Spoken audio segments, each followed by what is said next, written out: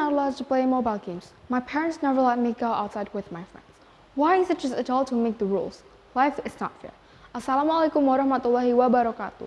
My name is Shanika, and today I will talk about hard time to be a kid. This complaint sounds familiar, especially for kids at my age. If you think life is hard, you might like to think about kids in the ancient times. For some of them, life was really hard. If you were born in the ancient Greece, you weren't even thought to be a real person until you'd been alive for 5 days. That's right, 5 days after you were born, your parents were allowed to get rid of you.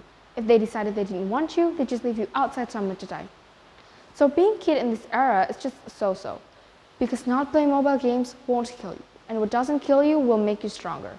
We must get stronger because our stage is just begun. The challenge ahead is even harder. We are the pride of Indonesia. People are a nation's greatest resource. Nations become significant only when people find it useful. As the fourth largest population in the world, Indonesia is predicted to reach the height of it between 2020 and 2030, when the share of population in the working ages. It's called demographic bonus. The potential income level would increase and more productive investment will theoretically be at this peak. This demographic bonus that must change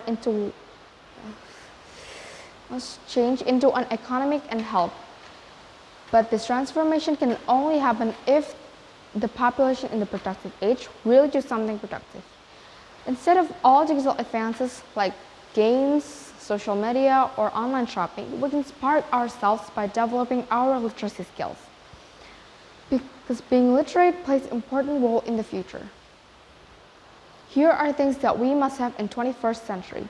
There are critical thinking, collaboration, communication, information literacy, media literacy, flexibility.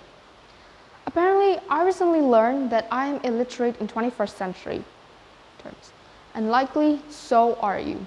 I mean, no disrespect here. I know we are sophisticated in expressing ourselves, but to remain effective, we must become fluent in a new way of communicating. People throughout the professional world are learning how to combine images, sounds, and words with skill to communicate ideas, tell stories, design products, and even advertise services. Computers themselves are a dimension of the new language. Here are things that we must have in 21st century. First, the ability to manage words, images, and sound, to tell a story or deliver a message. That means knowing the graphic capabilities. Second, the ability to listen deeply and learn with your whole being. Third is the ability to speak in a polite way, especially in formal condition or to address the elder. The last but not least is the ability to understand that any kind of media that is in and of itself a message. To make what's the most 21st century offers, we must value novel ideas and new perspectives.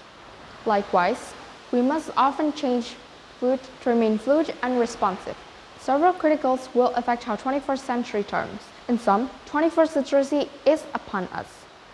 With these opportunities and drawbacks, how are we going to become fluent?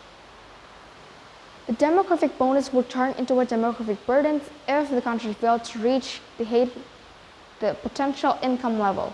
Reading is the key. Today's a reader, tomorrow's a leader. Thank you for listening. Wassalamualaikum warahmatullahi wabarakatuh.